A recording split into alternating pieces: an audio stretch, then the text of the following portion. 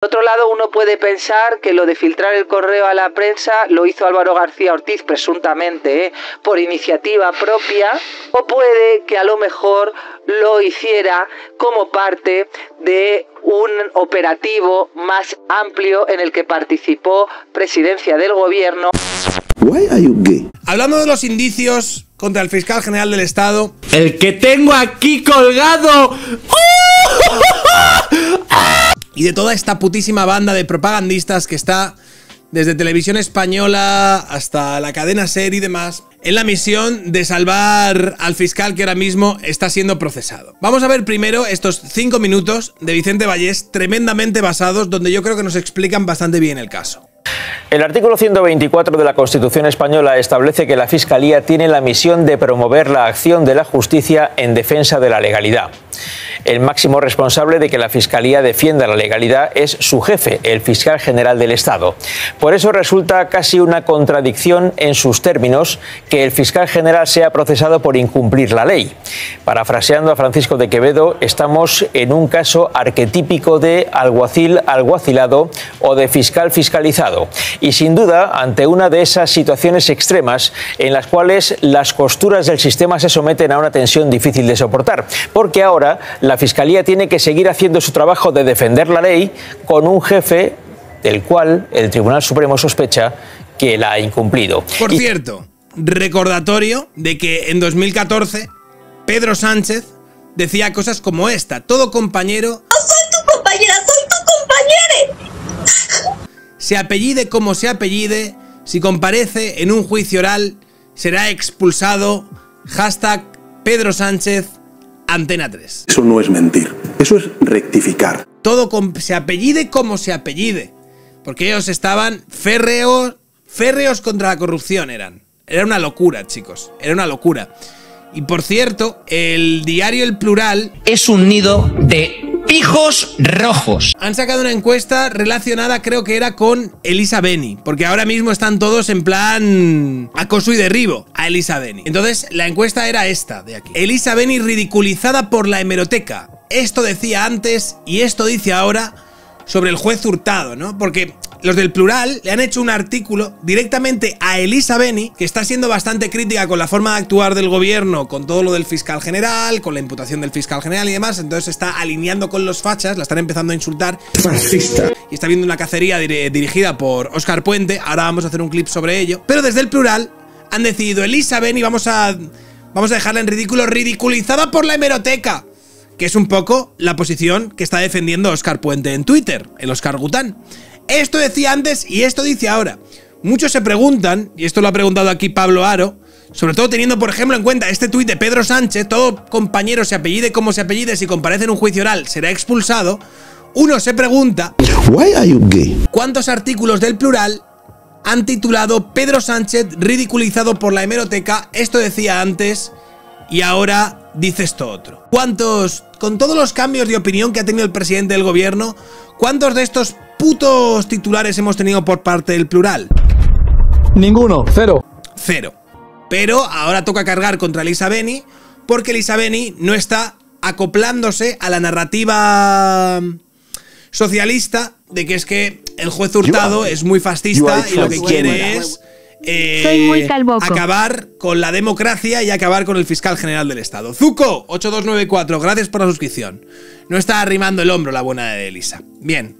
Continúa, Vicente, espérate que te he reventado. En cuestión de días, el Supremo decidirá someter a juicio al fiscal general.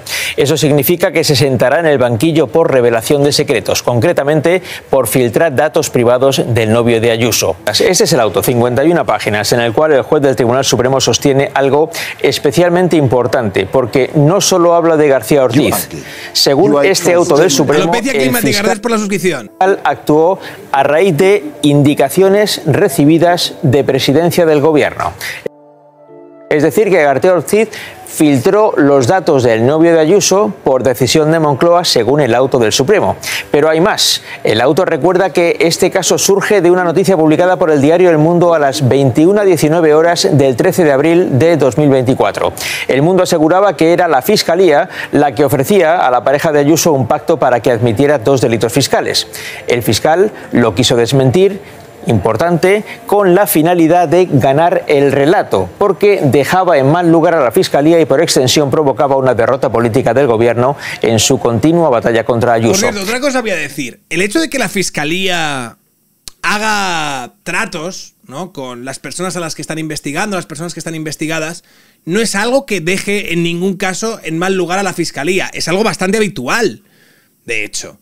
O sea, que Fiscalía con alguien que se presta a un juicio por fraude fiscal y cosas así, lleguen a ciertos acuerdos, es lo habitual.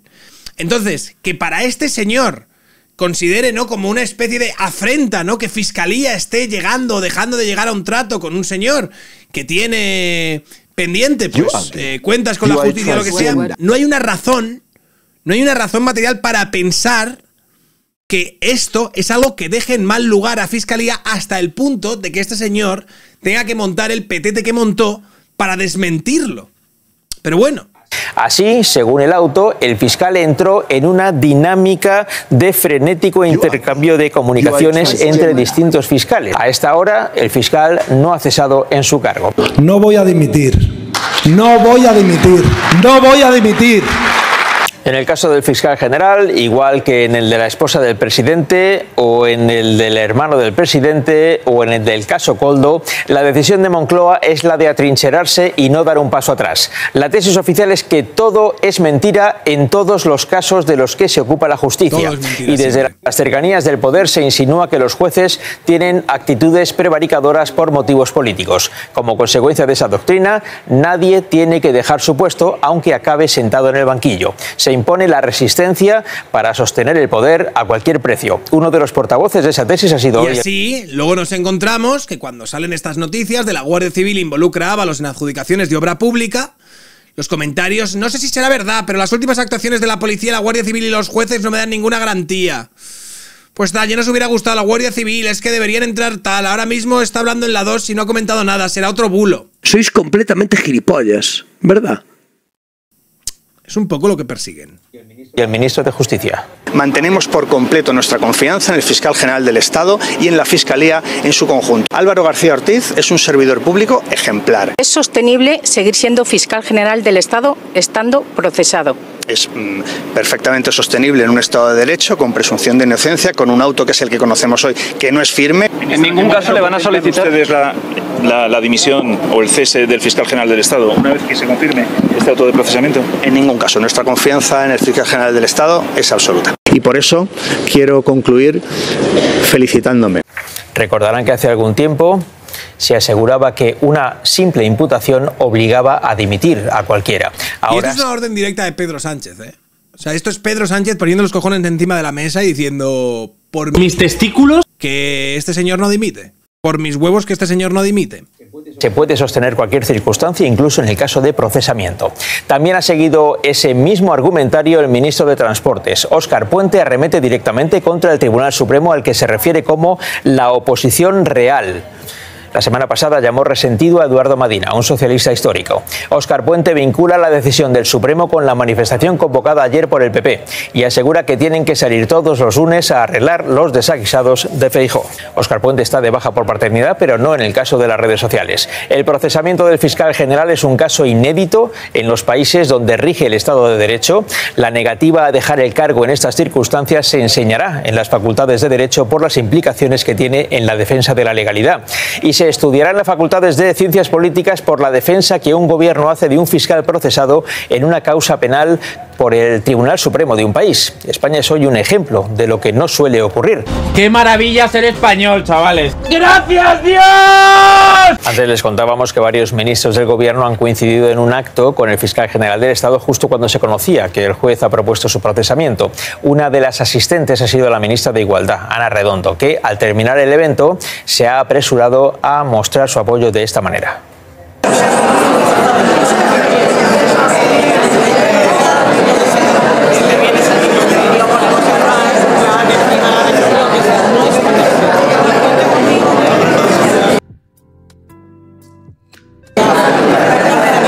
Falta que se enrollen directamente. Yo creo que ahí falta un muerdo, la verdad.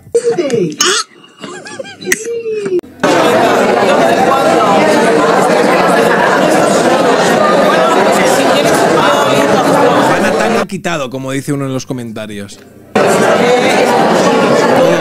Todo lo que necesites, cariño. Aquí estamos para ti. No estás solo, no te escondas, le dice la ministra al fiscal general. Sánchez suma ya 41 días sin permitir preguntas de los periodistas, coincidiendo con la complejidad cada vez mayor de cada uno de los casos que afectan a su entorno más directo. Si escuchamos a grandes periodistas como Antonio Maestre... Si no tienes fuerza, si no tienes fuerza, si no tienes fuerza, si no tienes fuerza, si no tienes fuerza, nos encontramos con defensas como esta que vamos a ver. Esto es la forma que tiene de defenderlo Antonio Maestre. Interpretables, ¿no? Pero yo estoy bastante escandalizado con el auto y cuanto más me leo del auto, pues más me escandalizo. Cuanto más lo leen, más se escandalizan. Es decir, es que hay una manipulación de los hechos probada en varias partes del auto. Una de ellas tiene que ver con nuestro compañero Miguel Ángel Campos, sí, como periodista de la cadena SER. Para tirar por tierra su credibilidad y decir que estaba mintiendo, viene a afirmar que Miguel Ángel Campos mentía cuando decía que nunca habló con el fiscal general del Estado. Para ello dice que no solo no habló, sino que habló el día de la filtración, porque hay una llamada de 4 segundos y luego recibió un SMS. Lo que no dice el juez, y que es lo que ocurrió y que está aprobado en la instrucción, es que, claro que Miguel Ángel Campos llamó, pero no le cogieron el teléfono y saltó el buzón de voz. ¿Cómo es posible que podamos dar por válido que un juez falsifique un hecho para restar credibilidad a la declaración de un testigo? Porque es que eso es lo que ha pasado. Miguel Ángel Campos dice que no habló con el fiscal. Y es verdad que no habló, está aprobado. Y el juez dice que sí habló. Bueno, pero si lo vamos a ver... Pero es que estamos... Antonio, pero vamos a ver, Gaby... ¿Pero por qué? Pero no podemos... Tranquilos.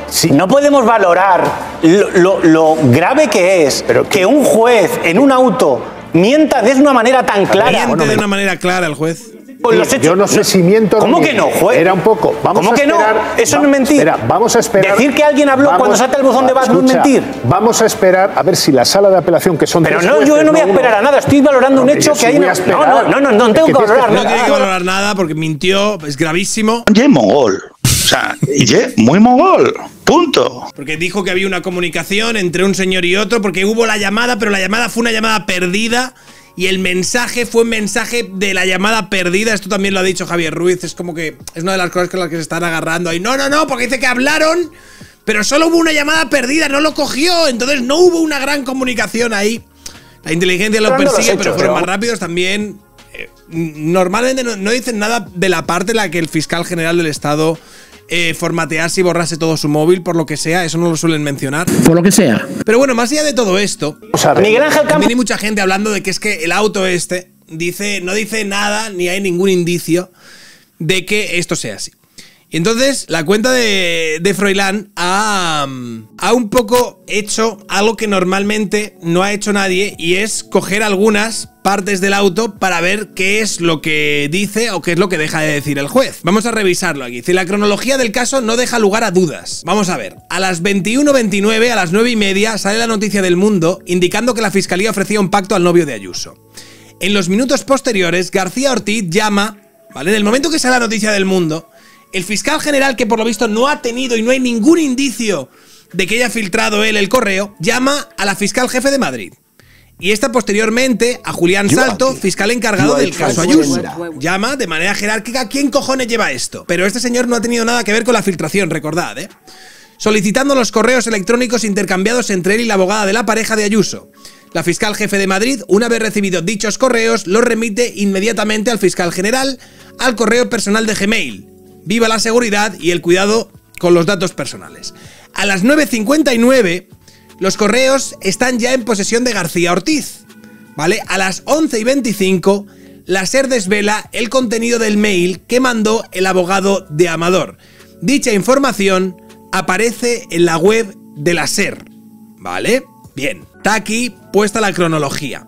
Pero ya te digo que no hay ningún indicio, según toda esta peña, según Silvia Inchaurrondo, según Javier Ruiz, según Antonio Maestre, no hay ningún indicio de que este señor tuviese alguna responsabilidad siendo el fiscal general del Estado en filtrar estos mails a los que solo tenía acceso la fiscalía. ¿Qué indicios ve el juez Hurtado para asumir que seguramente fuera García Ortiz quien filtrara los correos, además del meramente cronológico? Pues unos cuantos. Dice, lo primero, que el periodista lee textualmente el texto del correo a las 11:25, justo del correo que tenía García Ortiz en su poder. En el correo lo está expresando, dice, te cito textualmente del correo: delitos fiscales que ciertamente se producen. Está asumiendo la defensa del novio de Ayuso, que efectivamente cometió esos delitos fiscales por los años 2020-2021, y ofrece a la fiscalía la posibilidad, ruego, de que no se celebre el juicio, de que se alcance un acuerdo de conformidad y asumir esa posible condena previo pago, además de las cantidades devengadas. ¿Vale? Después, el propio periodista informa de que la fiscalía está preparando un comunicado. ¿Cómo podía tener esta información si el que estaba preparando el comunicado era el propio fiscal general en ese momento?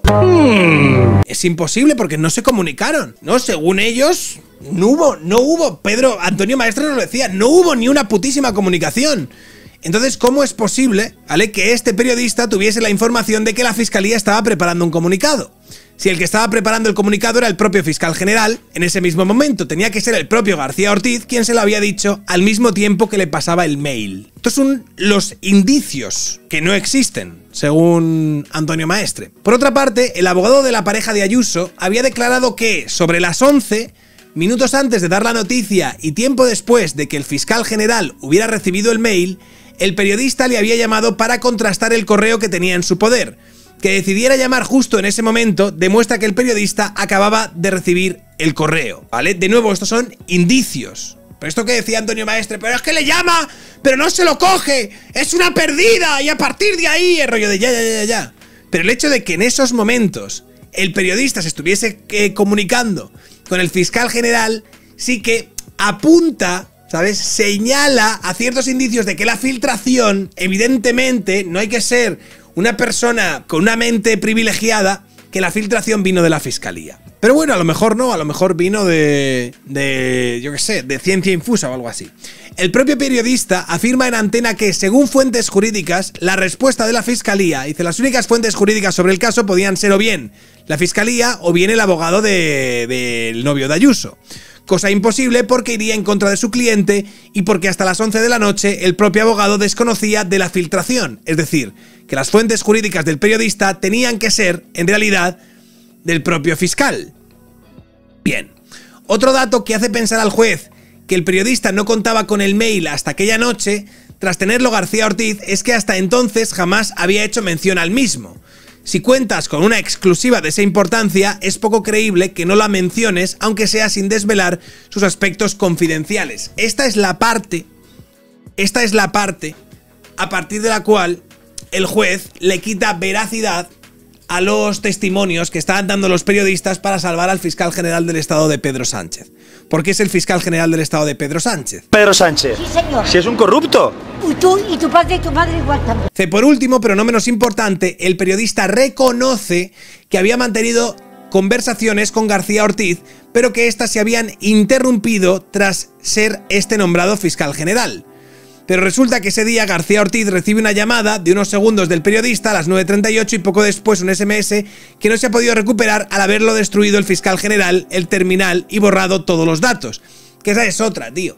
La del fiscal general borrando datos y borrando mensajes, esa parte sí se la sabe, ¿eh? Eso es trucazo, ¿eh? La de obstrucción a la justicia, el fiscal general del Estado se la sabe bastante.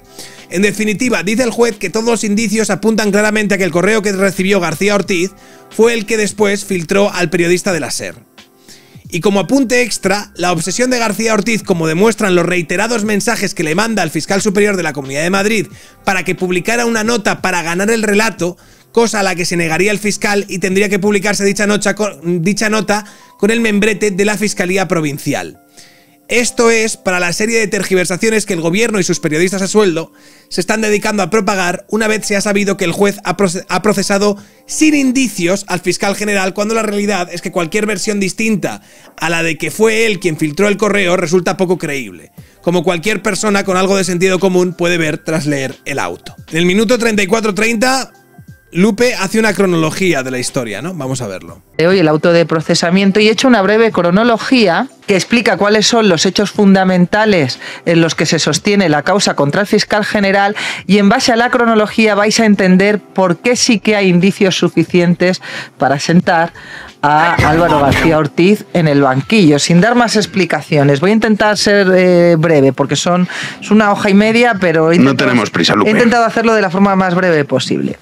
2 de febrero de 2024. El abogado de Alberto González Amador envía a la Fiscalía de Delitos Económicos un correo con una propuesta de conformidad. Explorar una conformidad para evitar llegar a juicio, ¿de acuerdo? Reconocer los delitos y evitar llegar a juicio.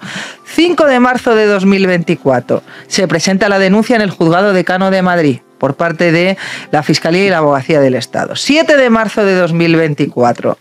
La Fiscalía Provincial de Madrid remite todo el expediente a la Fiscalía General del Estado a solicitud de Diego Villafañe, que no olvidemos que es el que llevaba todos los temas de comunicación de la Fiscalía General. Parte de esa documentación acaba publicada en el diario.es, la documentación del expediente tributario. El 8 de marzo de 2024, Diego Villafañe solicita documentación adicional a Pilar Rodríguez, que para quien no lo sepa es la otra imputada en este asunto, la otra investigada, que es la jefa provincial de la Fiscalía de Madrid. El 12 de marzo de 2024, a las 6:01 de la mañana, publica el diario.es la denuncia y el expediente de la Fiscalía. Es muy curioso porque ese mismo día, un poco después, a las 9 de la mañana, es cuando el abogado de González Amador recibe por primera vez la denuncia, y además es cuando la registra el juzgado. Es decir, la denuncia no estaba registrada en el juzgado, sale en el diario antes de que se registre en decanato. ¿De acuerdo? El 12 de marzo de 2024, en una conversación por mensajes de WhatsApp, Pilar Rodríguez reconoce que la información publicada en el diario era la que ella había remitido a la Fiscalía General del Estado.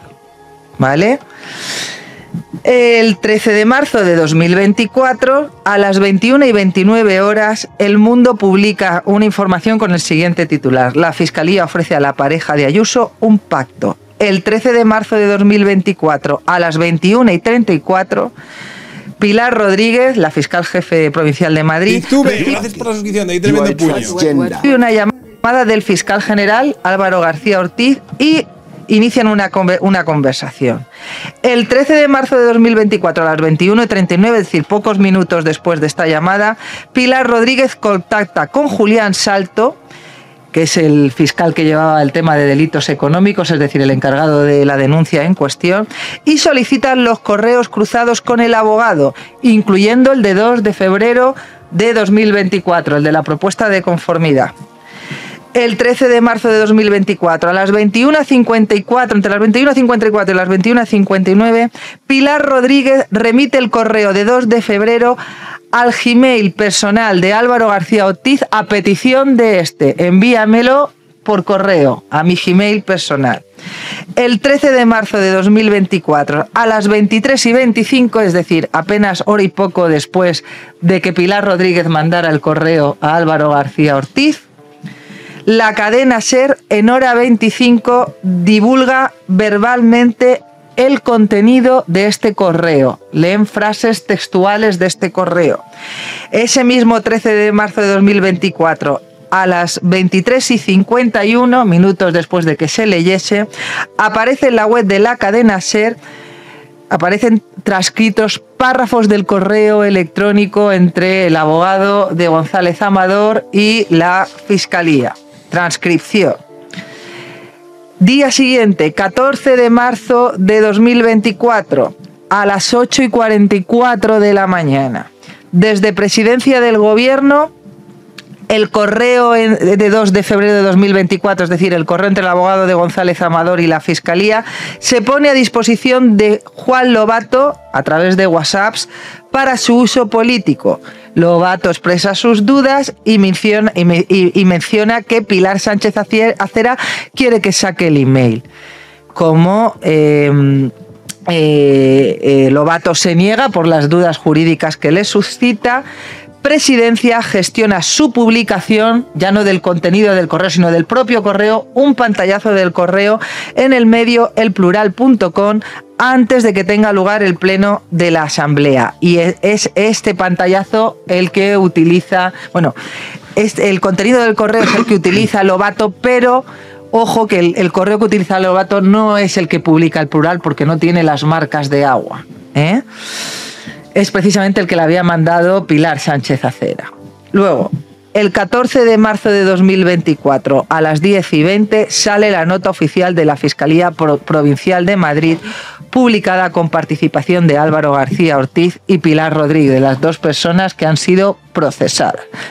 ¿Necesitáis indicios? Pues hombre, hay indicios de que la filtración a los medios salió de parte de la Fiscalía General del Estado, concretamente en cuanto al correo electrónico de 2 de febrero, fue iniciativa, o sea, salió de parte del fiscal general y que la fiscal jefe de Madrid, Pilar Rodríguez, se lo pasó al fiscal general a sabiendas de que se iba a publicar. Esos son indicios por un lado. Luego, por otro lado, uno puede pensar que lo de filtrar el correo a la prensa lo hizo Álvaro García Ortiz, presuntamente, por iniciativa propia, porque sí, o puede que a lo mejor lo hiciera como parte de un operativo más amplio en el que participó Presidencia del Gobierno, a la vista de que Sánchez Acera tenía ese correo electrónico, ese pantallazo del correo electrónico, muy tempranito, al día siguiente, el 14 de marzo por la mañana. Aquí cada cual ya que saque sus conclusiones, porque nosotros, como bien dice nuestro amigo Idafe... No hay indicios, chicos. Recordad que no hay indicios y es todo, como decía Antonio Maestre, es una cacería contra la democracia y el señor Baltasar Garzón está aquí diciendo que resistencia democrática, ¿vale? Tiene que aguantar Álvaro García Ortiz porque es inocente y Ignacio Escolar, vamos, él sabe que es inocente, entonces, claro, no entiende la persecución política que hay contra él, o sí la entiende, y es que los jueces son fascistas, básicamente. Así a lo gordo, sin más. Why are you gay?